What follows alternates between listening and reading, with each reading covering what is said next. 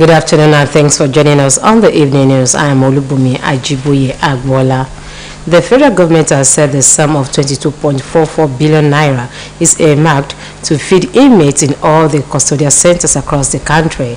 Speaking at a two-day conference on decongestion and corrections administration today in Abuja, the Permanent Secretary, Ministry of Interior, Shuaib Begore, said the amount is due to the congestion of the custodial centers.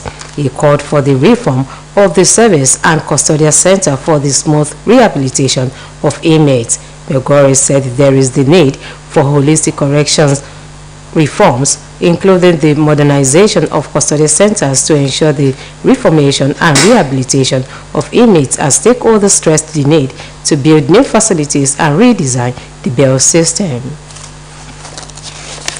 The Federal Executive Council has adopted a new national automotive policy that will span through 2023 to 2033.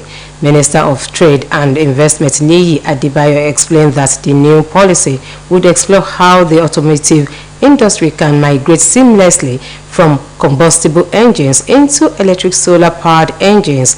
Adebayo explained that the concept is for the country to develop rapidly through industrialization, then snowball into a sustainable investment climate to attract the kind of investment the country desires. This is also in addition to FEC's approval for the implementation of the first ever Nigeria investment policy 2023 to 2027.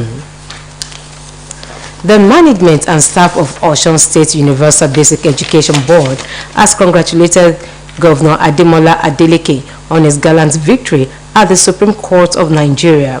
This is contained in a release signed by the Executive Secretary, Osun Subeb, Mr. Yahaya Bakari. According to the release, Subeb expressed gratitude to God and wished Governor Adeleke a fruitful tenure and prayed God grants him the knowledge, wisdom, and understanding to steer the ship of the state for the benefit of humanity. Meanwhile, Osun State's chapter of the Association of Veteran Journalists has described the Supreme Court's affirmation of the election of Governor Ademola Adeleke as a rekindled hope in the capability of the judiciary to deepen democracy in the country. The association, in a statement by its chairman Adepoju Atobatele and secretary Olusola Ajiboye, lauded the Supreme Court justices for standing with the legitimate choice of the people as freely expressed on the July 16, 2022 governorship poll. It noted that the judgment, which upheld all grounds canvassed by the appeal court, is a watershed in determining electoral disputes that could have undermined democracy and rule of law. The Association of Veteran Journalists urged people of Osun State to give maximum support to Governor Ademola Adeleke in his efforts to reposition the socio-economic and political paradigms of the state in meeting their expectations, while advocating an all-inclusive administration as fulcrum of governance. The association charged Governor Ademola Adeleke to bring on board men and women of proven integrity who are committed to the progress and development of the state. The veteran journalists specifically noted the good starting point of the new administration and charged it not to deviate in addressing critical issues of infrastructure, job creation, education, agriculture, and security. While wishing Governor Ademola Adeleke a successful tenure, the association is hopeful that with adequate support of the people, Osun State will witness a new birth of progress and development. The Osun House of Assembly has constituted 7 ad hoc committees to midwife the smooth inauguration of the 8th Assembly in the state on June 6. The clerk of the Assembly, Mr. Simeon Amusan, while constituting the committees at the Assembly floor, said the committees are constituted to avoid unnecessary vacuum and constitutional crisis. He urged all the committees to work in synergy so that the inauguration of the 8th Assembly will be a success. It was learned that the Osun State 7th Assembly, led by Speaker Timothy Oweye, would be winding down on June 5, while the 8th Assembly will be inaugurated on June 6. Kogi State government has approved 65 years as the retirement age for teachers. Reports say the approval is sequel to the passage of retirement age of teachers in the state and for related matters bill 2022 today by the House of Assembly. Speaker of the House, Mr. Matthew Kolawole, said with the passage of the bill, teachers in the state would retire upon attainment of 65 years or 40 years of pensionable service, whichever comes earlier. He explained that the public service rule or any legislation that requires a person to retire from the public service at 60 years of age or after 35 years of service shall not apply to teachers in the state from the date of commencement of the law.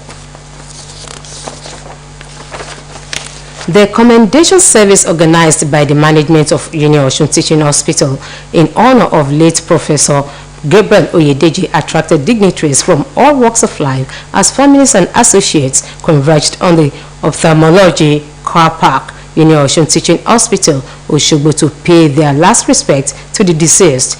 In his opening speech, the Chief Medical Director of Osun Teaching Hospital, Professor Peter Olaitan, described the late Professor Gabriel Oyedeji as a teacher of teachers and father to all whose lifestyle is worthy of emulation.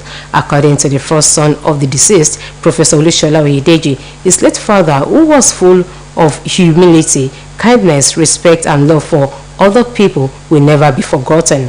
A medical practitioner, Dr. Samuel Oderidi, enjoined well many individuals to live their lives as role models to the younger generation because death is inevitable.